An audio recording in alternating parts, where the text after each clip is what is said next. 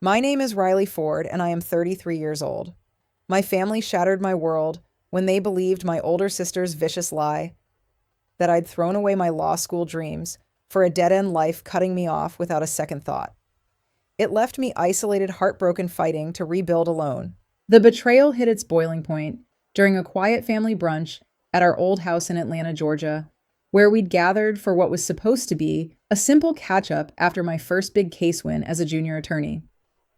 My mother leaned across the table, her eyes cold and accusing, and said, "We know the truth now, Riley. You quit law school for that no good boyfriend and his habits, didn't you?" Willow showed us the emails.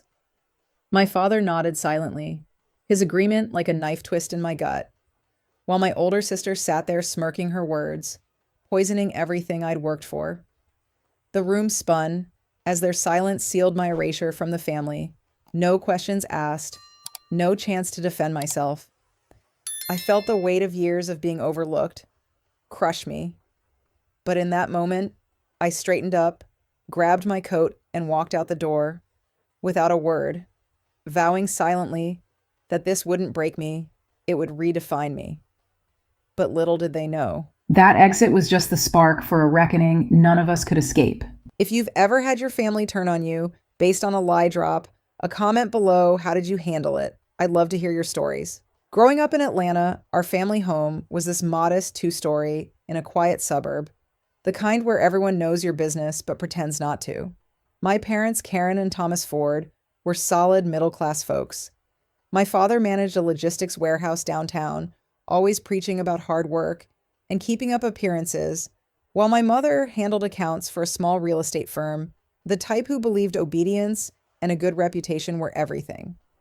They had 2 daughters, but from the start, it was clear who shone brightest. My older sister Willow, 3 years ahead of me, was the star, charming, outgoing, always landing the lead in school plays or winning student elections.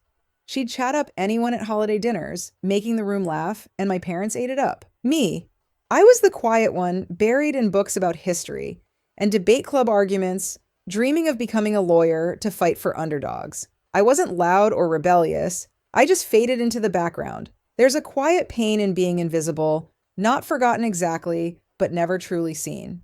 Take middle school, for instance. I qualified for the state mock trial competition, the only one from our district. That same weekend, my older sister had a cheerleading championship. Guess where my parents parked the car when I got home with my 3rd place certificate? My father glanced over and muttered, "Good job, kid," without even asking about the case I'd argued. My mother patted my shoulder and went back to praising my older sister's routine. I told myself it didn't sting, that I'd prove myself through achievements they couldn't ignore. So I poured everything into grades, internships, anything to stand out. That paid off when I got accepted to Emory Law School right here in Atlanta. It was a huge deal, a top program close to home, with a partial scholarship. The letter arrived on a spring afternoon, and for once the spotlight shifted. My father read it aloud at the kitchen table, his voice slowing like he was processing something new. "Emory Law," he said, looking right at me. "That's the real deal. Maybe you'll amount to something worthwhile." It wasn't warm praise, but from him it felt like a breakthrough. My mother called relatives that night, her tone buzzing with actual pride. "Riley's going to law school? Can you believe it?" Across the table, my older sister smiled, but it was tight, her eyes narrowing just a bit. I didn't catch it then. I was too thrilled, thinking maybe this bridged the gap between us. My older sister was 25, then working as a sales rep for a mid-sized company in Midtown. Nothing flashy but steady. She started calling more after that, asking about my classes' professors, even my dorm setup. "How's the workload? Any cool cases yet?" She'd say, remembering details I'd mentioned offhand. I thought it was sisterly bonding, finally seeing me as an equal. But really, I was handing her tools to dismantle me. 3rd year, hit hard discovery motions trial, preps the grind that tests everyone. That's when my roommate and closest friend, Harper Taylor, got hit with a brutal diagnosis: advanced lymphoma. Harper had no family nearby, bounced through foster homes growing up, so she leaned on me. We were inseparable, her, the outgoing force pulling me through late-night study sessions. When Harper's treatments ramped up, I couldn't juggle it all. I went to the dean's office, explained the situation, and got approved for a 1-semester leave official, documented my spot secured for spring. It was all above board. I moved in with Harper, drove her to appointments, sat through the nausea and exhaustion. One night after a rough chemo round, I called my older sister needing to vent. "I'm taking time off to help Harper," I said. "It's legit, but don't tell my parents, they'd freak." My older sister's response was all sympathy. "Oh, Riley, that's awful. Your secret's safe. Take care of her." 3 days later, the hammer fell. I was in Harper's hospital room, holding her hand, as she dozed, when my phone rang my father. "We know everything," he said, voice like steel. "The dropout, the boyfriend. With the substance issues, your sister showed us the messages." I gripped the phone, stunned. "Dad, that's not what happened. I'm on approved leave for Harper. She's sick." My mother jumped on. "Stop lying, Riley. We've seen the proof." They hung up, and a text from my older sister followed. "Sorry, had to tell them. Couldn't lie anymore." It was a gut punch. Their belief in her over me instant and absolute. I tried explaining calls, emails, with the dean's letter attached. Even a mailed packet of documents. Nothing. My father blocked me, first my mother soon after. The emails bounced unread. The mail returned unopened in my mother's handwriting. Aunt Rebecca, my father's sister, was my last shot. She'd always treated me fairly. She called them push the truth, but my father shut her down. "Stay out of it. She's made her choice." 5 days of pleading, and on the 6th, I stopped. This wasn't new. It was the culmination of a lifetime where my older sister's word was gold mine dismissed. Harper passed that winter peaceful, but alone except for me. I arranged a small service, a few classmates, her old foster sibling. Standing there reading her eulogy to empty chairs broke something in me, but it also hardened my resolve. I re-enrolled that spring, no family net, just loans and part-time clerking at a legal aid clinic. Law school doesn't pause for heartbreak. Mocks and exams roll on. I pushed through, graduated on time, no Fords in the audience. I landed a residency-like clerkship at a busy Atlanta firm, then met my husband, Noah Green, a public defender with sharp wit and steady calm. He listened to my story without pity, just said, "You built this yourself, that's strength." We married in a simple courthouse ceremony, Aunt Rebecca there, my husband's parents, filling the family gap. My invitation to my parents came back unopened. That's when Dr. Julia Green, my husband's aunt, and a senior partner at a rival firm, became my mentor, tough, insightful, pushing me toward corporate law with an edge for pro bono cases. 5 years blurred by, I rose to associate at a midtown firm, handling contract disputes, bought a small condo in Decatur, with my husband adopted a rescue cat named Justice, who curls up during late-night briefs. It's a solid life earned, but the hollow spot where family should be aches, especially holidays, when I count plates and feel the ghost spaces. Aunt Rebecca kept a thin line open, calling weekly without pushing. "Your parents are okay. Your older sister's in medical sales. Now ironic, huh?" she'd say. Last month, her tone shifted. "Riley, something's up with your older sister concerning stuff." Before she finished, my phone buzzed a firm emergency. "Gotta go. Client crisis." I didn't know then that crisis was barreling toward me, tied to my older sister's lies in ways that would force everything into the open. What my older sister had done wasn't one lie. It was a web spun over years. Aunt Rebecca had dripped details at every gathering my older sister played, the devoted sibling sighing, "We don't talk about Riley too hard on my parents." But she layered on, told cousins I was unstable, hinted to uncles about rehab stints, even flipped the script to my grandmother, claiming I'd cut them off. 2 years back, my husband got a tip from a colleague. Someone had called my firm, anonymously questioning my credentials, implying fake degrees. The IP traced to Atlanta. "She was hunting dirt," my husband said over coffee. I gripped my mug, the heat grounding me. My older sister hadn't stopped at the initial strike. She'd fortified it, brick by lie. Life was about to dismantle that. It started with a late-night page from the firm emergency injunction needed for a high-profile client.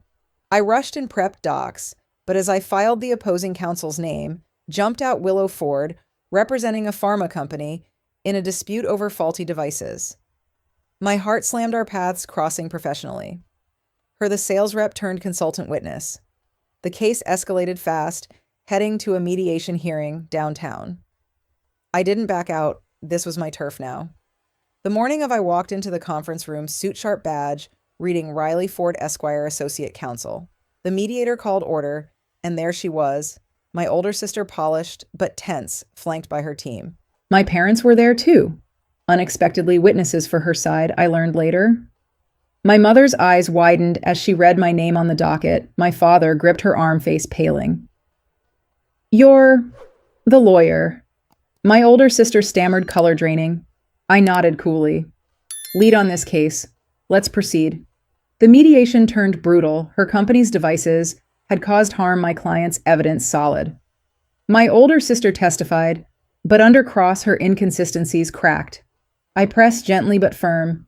Ms. Ford, your report claims no prior complaints, yet these emails show otherwise. She faltered, glancing at our parents who sat frozen. To add two new supporting characters for escalation, my colleague, senior attorney Michael Gonzalez, who mentored me through the case prep, and my cousin Elena Hayes, who witnesses and provides twist evidence, and another, my pro bono client from the past, Jamal Lewis, who supports in a twist, and investigator friend Sophia Ramirez, who uncovers more lies. The room thickened as I laid out the timeline. My mother whispered to my father, bruises forming where she clutched him. My older sister tried spinning, but the mediator sided with a settlement, favored my client. As it wrapped, my parents approached. Riley, we thought you quit. My mother choked. I kept it professional. That was your sister's story, not mine. Aunt Rebecca arrived then, unannounced, with files, screenshots, old emails proving the original lie. But here's where new twists came. My cousin Elena Hayes, who'd overheard my older sister boasting years ago, stepped in with recorded calls she'd saved, escalating the exposure. And Sophia Ramirez, a private investigator I'd hired quietly for the case, revealed my older sister's attempts to dig dirt on me professionally. The fallout hit hard. My older sister's credibility tanked. Her company sidelined her. My parents confronted her in the lobby, voices rising. You lied for what? My father demanded. My older sister broke. She was surpassing me. I couldn't let it. They turned to me, apologies spilling, but the damage lingered. We started counseling, boundaries set, but the trust fractured forever. I won the case, gained a promotion, but lost the illusion of family wholeness. Bittersweet freedom at the cost of what could have been. The lobby confrontation spilled into chaos, voices echoing off the marble floors. As Aunt Rebecca laid out her evidence, my cousin Elena, stepping forward with those old recordings that made my older sister's face crumple like paper.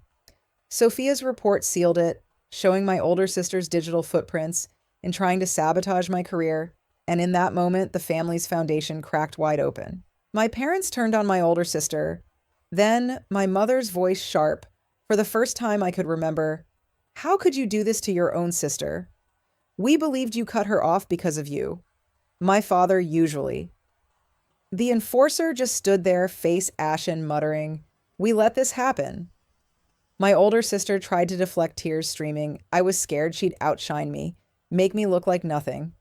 But my cousin Elena, who'd always been on the periphery, jabbed back with sarcasm dripping, scared you mean jealous enough to ruin her life? Those calls, I recorded you laughing about how easy it was to fool them.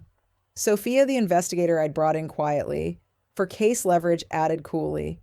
And the professional inquiries, that's not sibling rivalry, that's sabotage. The air thickened with accusations, my parents demanding answers, while my older sister shrank, her charm evaporating under the scrutiny. We moved to a side room for privacy, but the damage was public, colleagues glancing over, whispers starting. My mother grabbed my arm, eyes pleading, Riley, we didn't know. Please let us make this right. I pulled back gently but firm. You chose her story over mine without a single question. That's not something a sorry fixes overnight. My father tried redirecting old habit. This isn't the place for family drama. I shot back, voice steady. No, the place was 5 years ago when you blocked my calls and returned my proof unopened. My cousin Elena nodded supportively. She'd flown in after Aunt Rebecca tipped her, revealing she'd suspected my older sister's games for years, but stayed quiet to avoid rifts. Now she was done. Uncle Thomas, you always favored the loud one. Riley's success threatened that perfect picture. The mediation wrapped with our win, but the real fallout brewed at home. That evening back in our Decatur condo, my husband poured wine, while Justice the cat paced, sensing my tension. "You handled that like a pro," he said, but I paced too, replaying it. My older sister texted, "Can we talk alone?" I ignored it, but my parents called Aunt Rebecca, mediating. "Come over," my mother urged. "We need to hash this out." Against my husband's advice, I went Sophia's report in hand for backup. The house felt smaller, memories flooding science fairs, ignored my older sister's triumphs, celebrated. They sat rigid in the living room, my older sister absent, supposedly reflecting. My father started, "We were wrong, but you could have fought harder to prove it." The jab landed like a slap. Fought harder? I sent everything, emails, docs, even begged Aunt Rebecca. You told her to butt out. My mother cried, then admitting, "We trusted your sister because she was easier, always has been." My cousin Elena, who'd tagged along uninvited but welcome, cut in witty and pointed, "Easier. You mean the one who fed your egos while Riley actually achieved something real?" It escalated my father, defending past choices, blaming stress from work, but I laid it bare. "You erased me for a lie because I never fit your mold, invisible unless useful." Sophia had dug deeper. She called mid-convo with a twist, "Riley, those credential checks, your sister routed them through a fake account, but I traced more.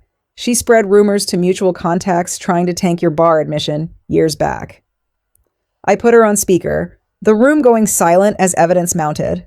My parents' faces shattered. My father whispered, "What kind of monster did we raise?" My older sister arrived, then summoned by text looking hollow.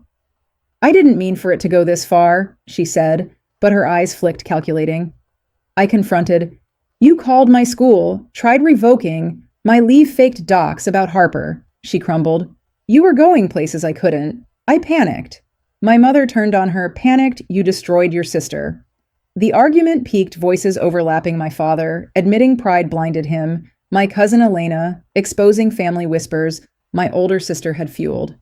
But here's the mini cliffhanger. As tempers flared, Sophia texted again.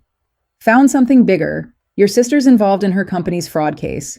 Your mediation win, it's just the tip." The room froze, all eyes on my older sister, her secret about to drag us all under. The revelation hung heavy as Sophia's voice crackled over speakerphone, detailing how my older sister's consulting tied into insider dealings at her pharma firm, falsified reports that mirrored the lies she'd spun about me. My parents' faces drained of color, my older sister stammering denials that fell flat, while my cousin Elena crossed her arms with a smirk. "Karma's a brutal accountant, isn't it?" I didn't gloat. Instead, I laid out terms right there. "This ends now. Your sister, you correct every rumor you've spread, emails to the whole family admitting it all." She nodded, defeated, but the cut ran deeper when my father asked quietly, "How do we fix us?" I met his eyes. "Counseling all of you. And boundaries, my life isn't open access anymore." My mother reached out, but I stepped back. "You lost 5 years of me. That's not erasable." My cousin Elena, ever the sharp ally, added, "Start by believing the quiet ones next time. They're the ones who build empires, while the loud ones build facades." Sophia wrapped her call with a warning. This could go legal if her company's probed keep distance. The meeting dissolved my older sister, slinking out my parents' promising change, but looking smaller, the weight of their choices finally registering. Weeks dragged into therapy sessions at a downtown Atlanta center, Dr. Lisa Bennett, facilitating tough but fair peeling layers like an onion. My parents attended separately at first. My mother broke early, admitting, "I enabled it because confronting Thomas meant chaos, and your sister was the easy path." My father resisted, grumbling about airing dirty laundry, but Dr. Bennett jabbed back, "Dirty laundry festers. If ignored, look what it did to your daughter." I joined a few joint ones, my husband by my side, for support, his hand steady under the table. "You favored flash over substance," I said once, voice calm, but cutting. "Your sister's charm hid her venom, and you swallowed it whole." My cousin Elena popped in, unannounced, to one session dropping more family dirt. Cousins knew bits. Your sister poisoned Thanksgiving chats for years. It escalated when Sophia uncovered my older sister had even contacted my old law school dean, trying to retroactively challenge my leave, echoing her original strike. The breakthrough came mid-session. My father admitted tears rare for him. I was proud of you, Riley, but your sister made it easy to doubt. My pride blinded me. Bittersweet, it validated, but couldn't rewind. Missed milestones. My older sister sent the family email chain CCing all 40-odd relatives confessing, I lied about Riley quitting law school, fabricated proof, and maintained it to keep the spotlight. She never abandoned us. I made you think she did. Responses flooded Uncle Mark's wife, apologizing for repeating rehab tales, my cousin Jamal Lewis, who'd quietly supported my pro bono work, replying bluntly, disgusted Willow, Riley's the real deal. Our grandmother, frail at 87, called me, I believed the worst. Forgive an old fool. But the silence from some aunts stung. Trust-eroded invitations dried up for my older sister. Professionally, the mediation win boosted me promotion to senior associate handling bigger cases, even mentoring juniors like young attorney Brian Foster at the firm. But the cost hit my older sister's scandal, tangled her in a company lawsuit, dragging my parents as character witnesses.